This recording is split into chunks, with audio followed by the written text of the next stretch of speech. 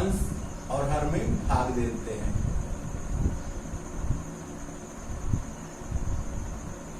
जैसे हमारा क्वेश्चन क्या है कि cos x plus sin x, तो कंपेयर करेंगे तो यहाँ पर 1 है और यहाँ पर 1 भी लिख सकते हैं। a की वैल्यू क्या है 1 है और b की वैल्यू भी 1 है, तो तुलना करेंगे तो हम कॉर्डी में a square plus b square का मान, अर्थात कॉर्डी में 1 का वर्ग प्लस 1 का वर्ग अर्थात कॉर्डी में 2 से अंश हर में भाग देने पर, अंश हर में भाग देने पर, तो अब इसमें हम अंश में भी 1 बटा कॉर्डी में 2 से भाग देते हैं और cos x 1 बटा कॉर्डी में 2 प्लस sin x 1 बटा कॉर्डी में 2 से हम भाग दे देंगे ऊपर dx। और अब इसके आगे यह 1 बटा कॉर्डी में 2 को हम बाहर लिख देते हैं 1/√2, ऊपर dx बच गया।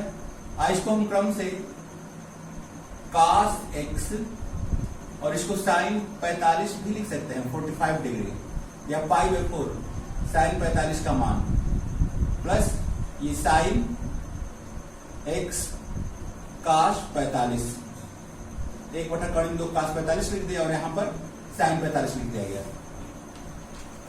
तो sin a cos b plus cos a sin b sin a plus b का फार्मूला हो जाएगा। तो 1 बटा कॉर्डी में 2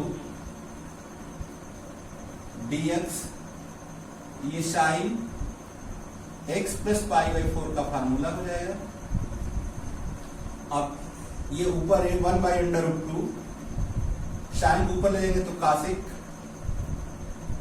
x प्लस π/4 dx, और cosic का एक फार्मूला ये भी लिखा गया, integral cosic x dx equal to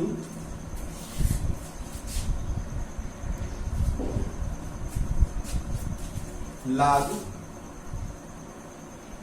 mod tan x/2 plus c। तो cosic x का फार्मूला ये भी पढ़ाया गया, पीछे ये भी होता है। तो log लिखते हैं mod tan और जितना कोण है यहाँ पर x, उसका बटा में 2 कर देते हैं, उसके बटा में 2 मैंने उसका कोण आधा कर देते हैं, हाफ कर देते हैं। log cosic x का फार्मूला है, cosic x dx का फार्मूला है कि log mod tan x/2, जितना कोण है यहाँ पर उसका आधा लिख देते हैं, प्लस c जोड़ देते हैं।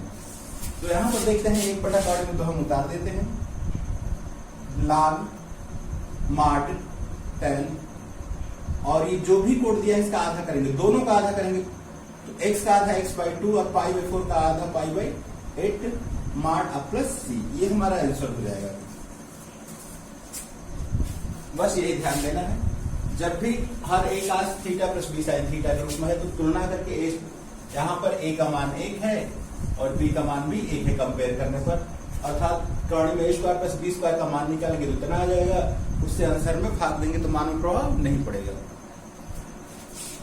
तो cos 1 बटा कॉर्डी में 2 से आंसर में भाग दे दिया गया, ये 1 बटा कॉर्डी में 2 को हम sin लिख दिए, ऐसे 1 बटा कॉर्डी में 2 को cos 45, दोनों का मान बराबर होता है, तो हम sin भी लिख सकते हैं, cos भी लिख सकते हैं। sin a cos b plus cos a sin b sin a plus b का फार्मूला होता है, ऊपर जाएगा तो cosic, और cosic का होता है कि log tan, जितना भी कोण उसका हाफ करके, आधा करके, mod प्लस c। तो ये हमारा आंसर हो जाएगा। नेक्स्ट क्वेश्चन देखते हैं, क्वेश्चन नंबर 2।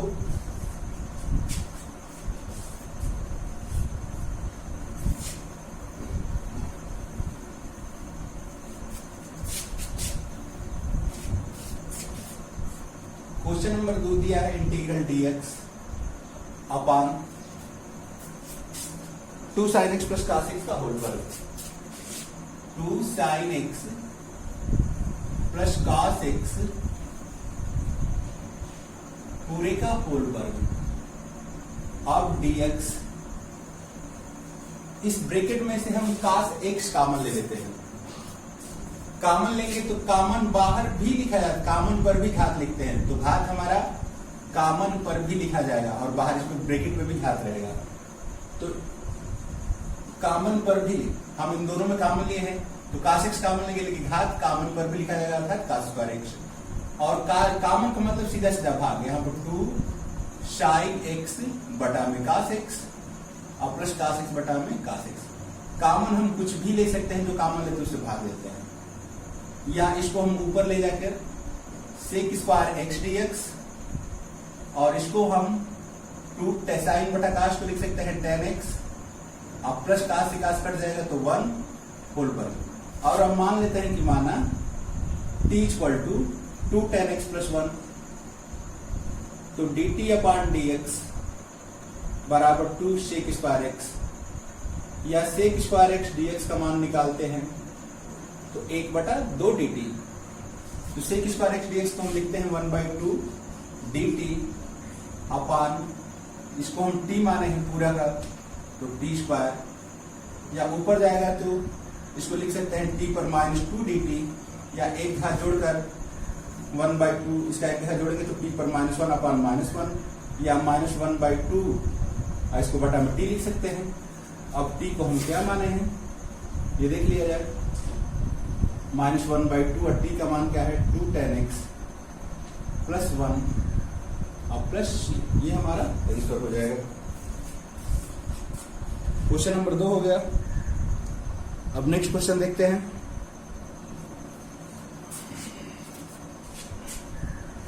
यहां पर हम कॉमन ले या cos स्क्वायर से आंसर में भाग देंगे तो भी हो जाएगा हमारा।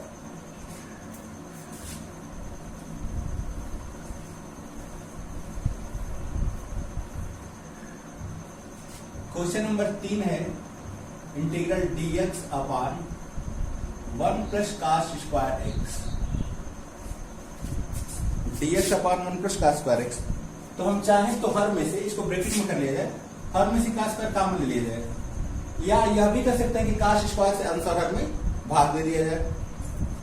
तब इंटीग्रल dx अपॉन हर में से cos स्क्वायर x कॉमन लेंगे तो यहाँ 1 के बटा में हो जाएगा, 1/cos स्क्वायर x और प्लस 1, या ये ऊपर जाएगा तो sec स्क्वायर x dx, या इसको भी हम लिख सकते हैं sec square x dx, sec square x plus 1। हम ये भी इसका इस तरह दिखा सकते हैं हमारा कि ऊपर कुछ नहीं तो 1 है या नीचे 1 प्लस cos स्क्वायर है, तो cos स्क्वायर x से भाग देने, आंसर में भाग देने पर तो हर जगह हम cos स्क्वायर से भाग देते हैं। तो ये 1/cos स्क्वायर x को sec स्क्वायर x लिखेंगे, यह भी 1/cos स्क्वायर को sec स्क्वायर x अब प्लस 1 से इक्वल टू 1 हो जाएगा। तो वही हो गया, तो कॉमन लिया जाए भाग दिया जाए, मिस हो गया या तो कॉमन ले लिया जाए, चाहे उतनी राशि से आंसर में भाग दे देते हैं। तो जब भी ऊपर sec स्क्वायर हो तो नीचे tan होना चाहिए, इसको हम tan के रूप में तोड़ देते हैं। इंटीग्रल sec स्क्वायर x ऊपर छोड़ देते हैं, sec स्क्वायर x dx, और sec स्क्वायर को लिख देते हैं 1 प्लस tan स्क्वायर, चाहे tan square x plus 1 plus tan square लिख दिया गया, अब प्लस 1 है ये sec स्क्वायर का मान, sec स्क्वायर x dx ये 2 हो गया और ये tan स्क्वायर हो गया। अब हम मान लेते हैं कि माना t equal to tan x, तो dt upon dx equal to sec square x, या sec square x dx equal to dt। तो sec स्क्वायर x dx को हम क्या लिख सकते हैं dt, नीचे इसको t माना गया है तो t का वर्ग, अब 2 को हम कर्ड़े में 2 का वर्ग भी लिख सकते हैं। तो 1/a tan inverse x by a वाला फार्मूला हो गया, तो इसको लिख देंगे 1/a मान 1/√2 tan inverse x by a मान t by√2, और t का मान वापस कर देते हैं 1/√2 tan inverse tan x upon √2 plus c, ये हमारा आंसर हो जाएगा। तो क्वेश्चन नंबर 3 हो गया। क्वेश्चन नंबर 4 भी देख लेते हैं। क्वेश्चन नंबर 4 देख लेते हैं। Integral 1/x A square cos square x, A square cos square x plus B square sine square x dx। इसमें भी क्या करते हैं, इसको ब्रैकेट में लिख लेते हैं और हर में से ए स्क्वायर का स्क्वायर एक्स कॉमन लेते हैं। ऊपर 1 लिखा जाए चाहे केवल dx लिखा जाए, A square cos square x common लेते हैं तो इससे यहां पर भाग हो जाएगा A square cos square x बटा में ए स्क्वायर का square x plus B square sine square x upon A square sine square x का स्क्वायर एक्स, सॉरी। ठीक है, जितना चाहे हम कॉमन ले सकते हैं, जितना कॉमन लेते हैं उतना से दोनों में भाग देते हैं। तो ए स्क्वायर को ये बाहर लिख देते हैं, तो 1 बटा A square 1 by A square dx upon ये तो कट जाएगा 1 और ये बी स्क्वायर बटा A square ten square x लिख सकते हैं, बी स्क्वायर बटा A square ten square x 1 by A square dx upon 1 plus इसको हम चाहें तो b बटा ए टेन एक्स पूरे का वर्ग भी लिख सकते हैं और मान लेते हैं कि माना t equal to b by a tan x, तो dt upon dx equal to b by a sec square x या सेक स्क्वायर एक्स dx का मान निकालते हैं। और यहाँ पर कास ए स्क्वायर बाहर चला है, अब कास स्क्वायर को ऊपर लेते हैं सारे, तो यहाँ पर हो जाएगा सेक स्क्वायर एक्स, छूट गया है, ऊपर हो जाएगा सेक स्क्वायर एक्स। ये ए स्क्वायर को बाहर कर दिए हैं और ये कास स्क्वायर ऊपर जाकर सेक स्क्वायर हो गया, यहाँ पर छूट गया था फिर लिख दिया गया, तो सेक स्क्वायर एक्स dx बराबर हो जाएगा, ये गुणा कर देंगे तो ए बटा बी dt हो जाएगा, ए बटा बी dt। तो 1 बटा ए स्क्वायर और सेक स्क्वायर एक्स dx को ए बटा बी dt लिखते हैं। अब बटा में 1 प्लस इस पूरे को t माना गया है तो t स्क्वायर, ये tan इनवर्स t का सूत्र होगा, ए से 1 कट जाएगा, तो आगे लिख देते हैं कि 1 बाई ए बी इसको लिख सकते हैं और ये tan इनवर्स t या 1 by a b tan inverse t का मान हम क्या माने हैं b by a tan x plus c, ये हमारा आंसर हो जाएगा।